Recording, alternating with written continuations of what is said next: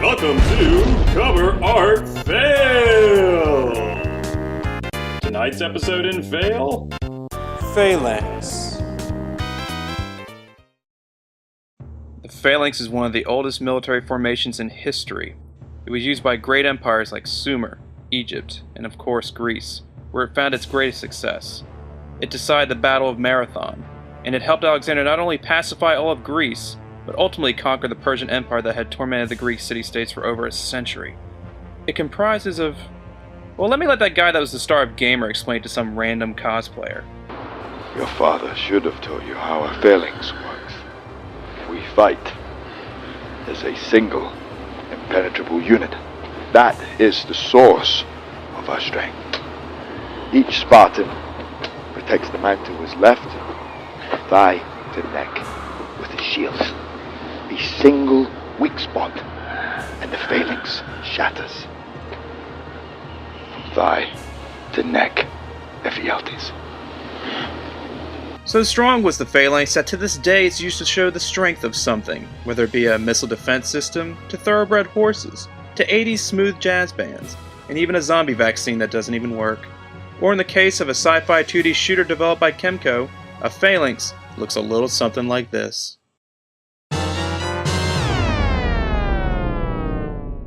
Yes, this is Kemco's Phalanx, and I'm sure as soon as you saw the cover you realized that this was the hyperspeed shootout in space.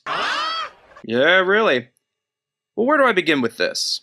Well, there appears to be an old man wearing a fedora, overalls, and playing a banjo with a spaceship in the background.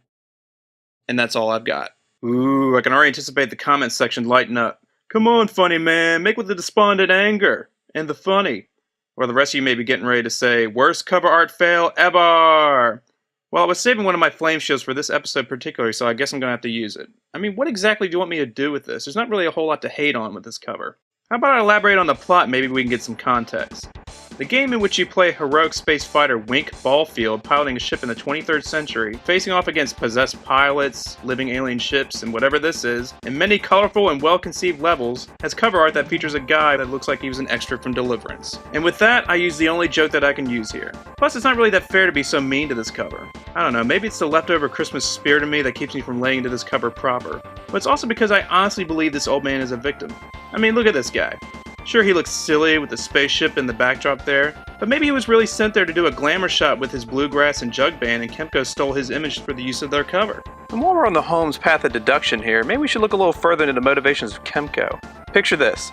You have a side-scrolling shooter with an ace pilot for a hero and a sci-fi fantasy setting to let him loose in. The problem being that this is the early 90s when this template was used for other, more successful games such as Life Force, R-Type, and Gradius 3.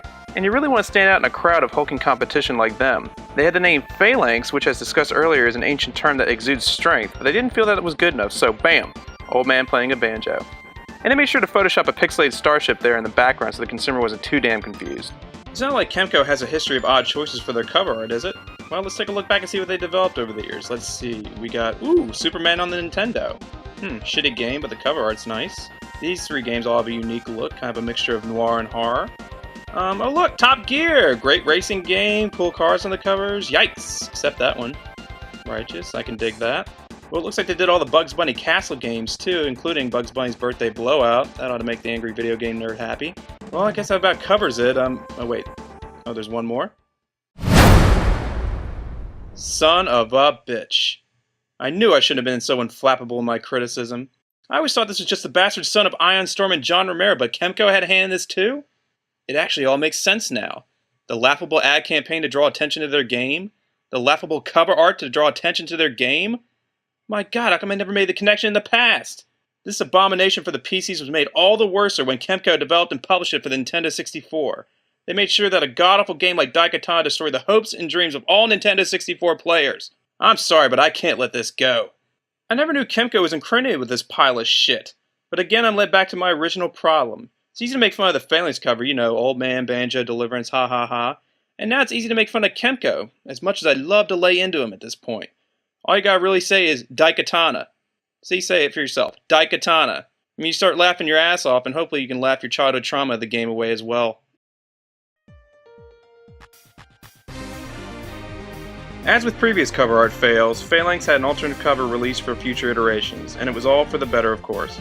True comedy would have been to review the Japanese cover art for the game. However, as with the Old Man Banjo cover, I would have easily been relegated to the same joke over and over again. Although I can honestly and creepily say that I have a much more colorful repertoire for that subject matter, and thus would have been a little bit more entertaining for this episode. In all honesty, the game was a decent shooter.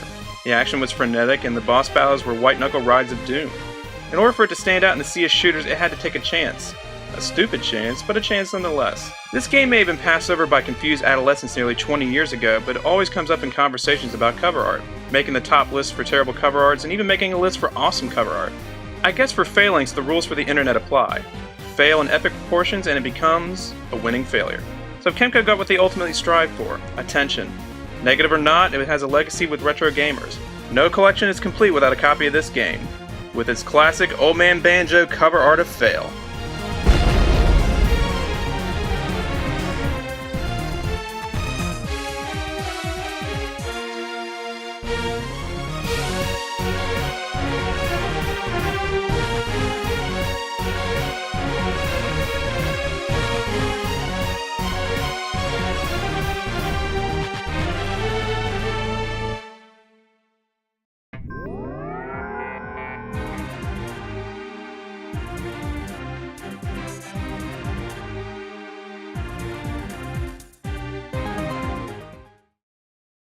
Hey guys, who wants to sign my petition to put Daikatana on Xbox Live?